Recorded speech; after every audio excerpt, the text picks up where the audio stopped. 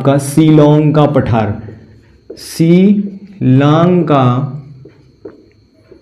शिलांग का पठार, ठीक है। शिलांग का पठार है, यह आपको एक प्रकार से पूरे कहां देखने को मिलेगा साथियों, यह आपको मेघालय में देखने को मिलेगा। किस भाग में? भारत के उस भाग में देखने को मिलेगा। कहां पर? मेघालय वाले भाग में, मेघालय के प्रदेश में आपको ये पठार देखने को मिलेगा, शिलांग का पठार। मैप खोल के देखेंगे, बड़ा वाला जो मैप होता है उसमें आपको देखता हुआ वहां पर आपको देखने को मिलेगा शिलांग का पठार या शिलांग नाम लिखा होगा, ठीक है। तो यहां पर डालेंगे, यह पूर्ण रूप से कहां पर है? मेघालय में स्थित है, मेघालय में,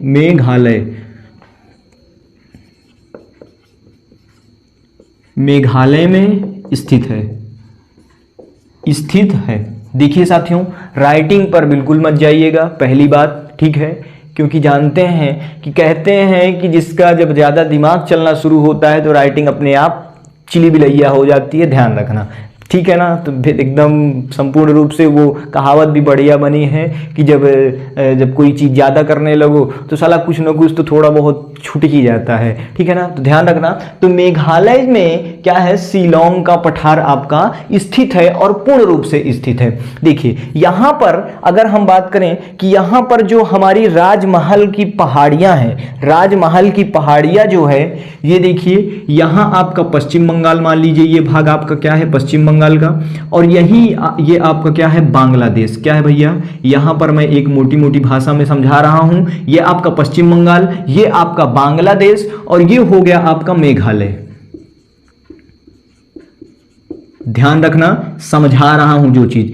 देखिए ये जो पश्चिम बंगाल से है, यहां से हमको राजमहल की पहाड़ियां देखने को मिलती हैं। क्या देखने को मिलती हैं? राजमहल की पहाड़ियां देखने को मिलती हैं। और यही राजमहल की पहाड़ियां जो है, अगर यही राजमहल की पहाड़ियां जो है ये नीचे नीचे क्या है? ये नीचे नीचे कहां गई हैं? मेघालय तक चली गई हैं। बात यहां पर ऐसी भी है कि सर जी ये बताइए कि जब ये एक प्रकार से क्या है, जब ये एक प्रकार से जब यहाँ पर बांग्लादेश में क्या है? यहाँ पर समतल है, मतलब कि यहाँ पर हम देखने को मिलेगा कि ससुराई बिचुआ वाला भाग, इधर भी हिमालय और इधर भी पहाड़ी, इधर भी हिमालय भैया साहब, यहाँ पर आपको देखने को पहाड़ियाँ मिलेंगी, यहाँ पर आपको देखने को हिमालय वाली पहाड़ियाँ इधर बगल से चली जाती हैं।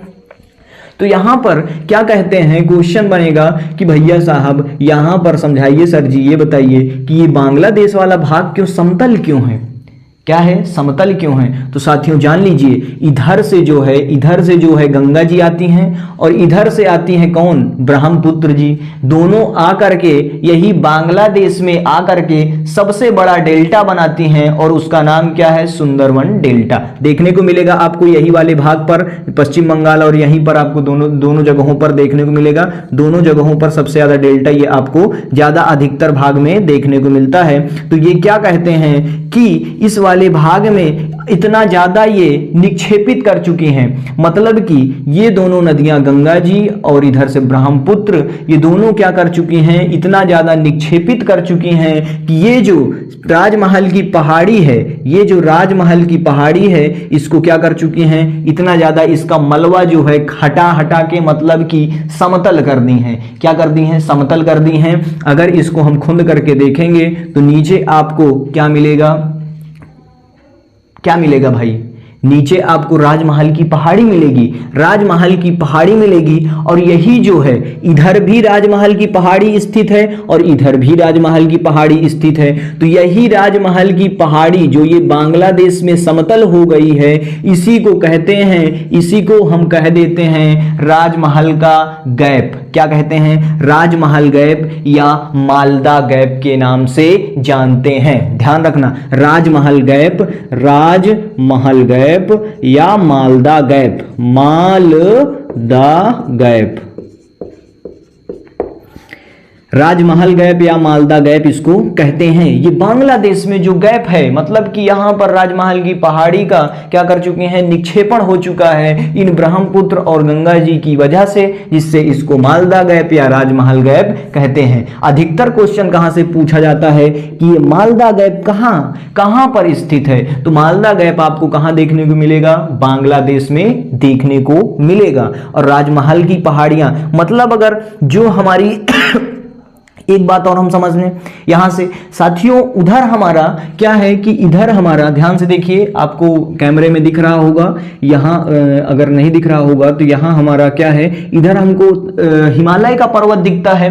तो हम कह सकते हैं कि ये हिमालय के पास में होते हुए भी क्या है कि यह हिमालय के पास में होते हुए भी प्रायद्वीपीय भारत का पठार है, जिसको हम किसके नाम से जानते हैं, मालदा, किसके नाम से जानते हैं, राजमहल की पहाड़ियों के नाम से जानते हैं। मतलब कि ये जो पहाड़ी है ये कहां, ये हिमालय से जुड़ी हुई नहीं है, मतलब कि ये हिमालय से, मेघालय में है तो ये हिमालय से नहीं जुड़ी हुई है, लेकिन ये कहां पर है, मेघालय तक ही स्थित है। क्या है, मेघालय तक। आपको मेघालय में भी देखने को मिलेगा, असम में भी थोड़ी बहुत है, तो उसमें भी आपको ये राजमहल की पहाड़ियां आपको देखने को मिलती हैं। क्या मिलती हैं, यहां पर भी आपको देखने को मिलेंगी, और असम में भी थोड़ा बहुत भाग चला गया होगा, तो यहां दोनों में आपको देखने को मिलती हैं। ये बात समझ में आ गई आपको, ये बात आपको समझ में आ गई। अब चलिए देखिए साथियों, मेघालय में जो ये राजमहल की पहाड़ियों में, ये राजमहल की कुछ प्रमुख पहाड़ियां हैं जो कि मैं अभी बात कर रहा था। राजमहल की जो ये प्रमुख पहाड़ियां हैं ये आपको कहां पर देखने को मिलेंगी, मेघालय वाले भाग में देखने को मिलेंगी। पहला भाग है आपका, लिख लीजिए, देखिए ये आपका मान लीजिए बड़ा सा क्या है, मेघालय, मेघालय है आपका, मेघालय है आपका, और ऊपर आपका क्या बस गया है, असम। ऊपर आपको क्या देखने को मिलेगा, पतला सा देखने को मिलेगा आपको साथियों, इस प्रकार से आपको क्या देखने को मिलेगा, असम देखने को मिलेगा। तो हमारा जो ये मेघालय में राजमहल की पहाड़ियां जो स्थित हैं, इसी राजमहल की पहाड़ियों में हमें 3 पहाड़ियां प्रमुख रूप से देखने को मिलती हैं। गारो, खासी, जैंतिया, उन पहाड़ियों का नाम क्या है, गारो, खासी, जैंतिया लिखेंगे, ये बहुत मोस्ट इंपॉर्टेंट है। ये गारो, खासी, जैंतिया, ये आपको सब बेटा लूसेंट में कहीं नहीं मिलेगा, ध्यान रखना।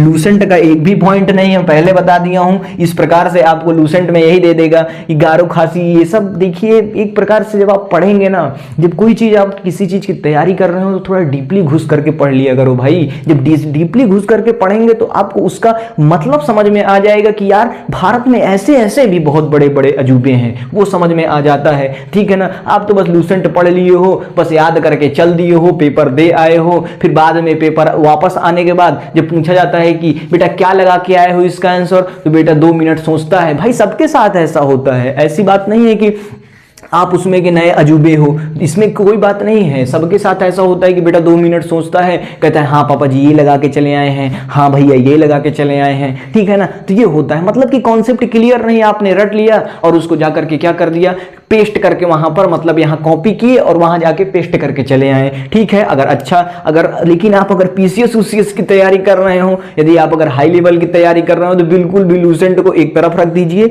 और बेहतर तरीके से एक एक पॉइंट को याद करिए, मतलब एक पॉइंट को समझते चलिए, तब आपके बस की बात है। पर अन्यथा पीसीएस उसीएस का बिल्कुल नाम है बिल्कुल मत लीजिए, बिल्कुल भी उसका एकदम वही छोड़ दीजिए। अगर लूसेंट पढ़ना है तो लूसेंट पढ़िए जिंदगी भर, लूसेंट से सब कुछ आपको देखने को मिल जाएगा। तो साथियों यहां पर क्या है, शिलांग का, आइए हम समझते हैं शिलांग का पठार जो हमारे लिए अत्यंत महत्वपूर्ण है। तो यहां पर हमको 3 क्या मिलती हैं, पहाड़ियां देखने को मिलती हैं। 3 पहाड़ियां, पहला है आपका गारो, पहली है आपकी गारो, दूसरी है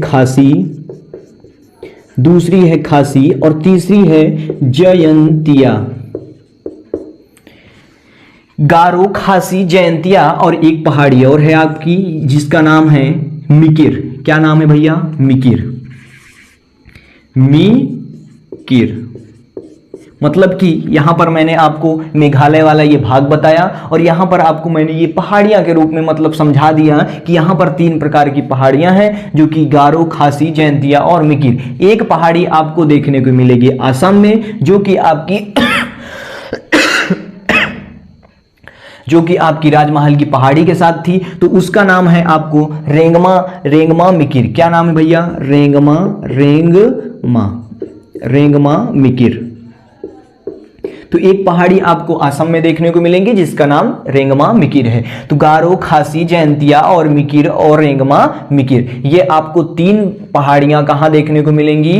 राजमहल की पहाड़ियों में देखने को मिलेंगी। ठीक है, राजमहल की पहाड़ियों में देखने को मिलेंगी। अब देखिए साथियों, गारो खासी की मतलब कि अब देखिए यहां पर गारो का जो है, गारो का जो सबसे ऊंचा वाला भाग है, जिसको कह सकते हैं हम कि एक प्रकार से गारो की चोटी, मतलब कि कह सकते हैं शिलांग की सबसे ऊंची चोटी जो है वो कहां, किस भाग में स्थित है? तो शिलांग पठार की सबसे ऊंची चोटी गारो वाली पहाड़ी पर स्थित है और जिसका नाम है नोक रेक। क्या नाम है भैया? नोक रेक।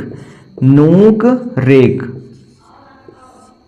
ध्यान रखना, ये है आपका, इसको कह सकते हैं कि लूसेंट का पॉइंट है, लेकिन आप केवल लूसेंट में इतना याद रखिए, ये लूसेंट अगर आप पढ़ रहे होंगे तो आपको भैया हाँ शिलांग के पठार की सबसे ऊंची पहाड़ी है नोकरेक, ठीक है ना। और लेकिन अगर पूछ लिया कि शिलांग के पठार के किस भाग में नोकरेक किस पहाड़ी पर स्थित है, किस पहाड़ी पर स्थित, तब तो जय श्री राम, जय हनुमान, तो वहां पर क्या करेंगे? हे प्रभु हो सके कौन पहाड़ी हुई। तो जब आपको ये तीनों चारों पहाड़ियां ही नहीं पते रहेंगे तो कौन पहाड़ी में लगा के आएंगे? बिल्कुल नहीं लगा के आ पाएंगे, जाहिर सी बात है। तो नोक रेक जो है ये आपको गारो पहाड़ी पर स्थित है और गारो पहाड़ी आपकी कहाँ है? ये आपको मेघालय में देखने को मिलेगी। और मेघालय में किस पठार पर है? तो जो आपको क्या, गारो, खासी, जयंतिया, ये आपको राजमहल की पहाड़ियों पर देखने को मिलेंगी। इस प्रकार से आपको, जो कि एक प्रकार से भारत का प्रायद्वीपीय पठार है। क्या है? भारत का प्रायद्वीपीय पठार है, जो कि आपको कहां से आया है? अफ्रीका से आया है। मतलब कि ये भी वाला भाग आपको कहां से आया है? अफ्रीका से आया था। अब देखिए साथियों, नोक रेक जो है ये आपको यहां पर देखने को मिल गई। अब जो है खासी में सबसे ज्यादा वर्षा होती है।